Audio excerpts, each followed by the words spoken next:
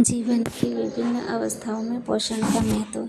जीवन की विभिन्न अवस्थाओं में इस समय पोषण एक का स्वस्थ महत्व। शिशु का औसत वजन कितना होता है? 3.2 किलोग्राम।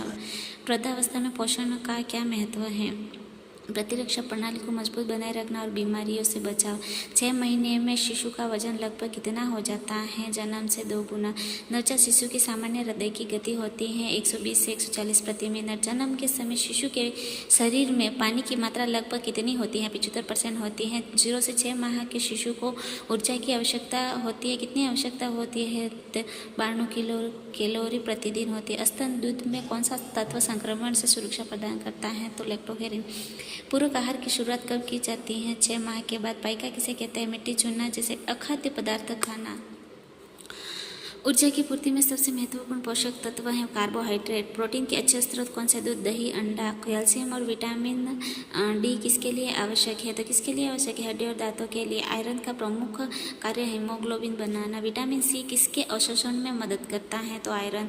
किशोरावस्था किसे कहा जाता है? तो बाल्यावस्था और युवावस्था के बीच की अवस्था को क्या कहा जाता है? किशोरावस्था कहा जाता है।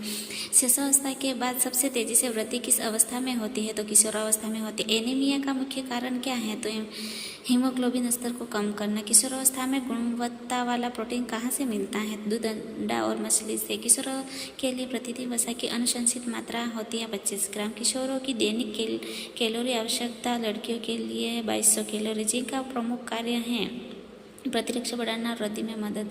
संतुलित आहार में कौन कौन से शामिल होने चाहिए? तो कार्बोहाइड्रेट, प्रोटीन, वसा, विटामिन और खनिज होने चाहिए। वयस्कों में पोषक तत्व की आवश्यकता किस पर निर्भर करती है? तो किस पर निर्भर करती है? आयु, वजन, लंबाई और गतिविधि पर करती है। वयस्कों के लिए अच्छा प्रोटीन कौन सा है? तो कच्चा, दालें, अंडा, मछली, दूध। वयस्कों के लिए प्रत्यक्ष वसा, तेल, घी की मात्रा कितनी होनी चाहिए? 10-20 ग्राम होनी चाहिए। वृद्धावस्था में रोग प्रतिरोधक क्षमता है कम हो जाती है। वृद्धावस्था में रोग प्रतिरोधक क्षमता कम हो जाती है। वृद्धावस्था में प्रोटीन की अनुशंसित मात्रा कितनी है? 1 से 1.4 ग्राम क्रिका। वृद्धावस्था में खनिज का अवशोषण हो जाता है, कम हो जाता है, कैल्शियम और आयरन। गर्भावस्था में अतिरिक्त ऊर्जा आवश्यकता कितनी है? 350 कैलोरी। गर्भावस्था में पाचन की गति सामान्य से कम हो जाती है। गर्भावस्था में कैल्शियम की आवश्यकता कितनी है? सी 1.2 ग्राम। गर्भावस्था में आयरन की अधिक आवश्यकता क्यों होती है?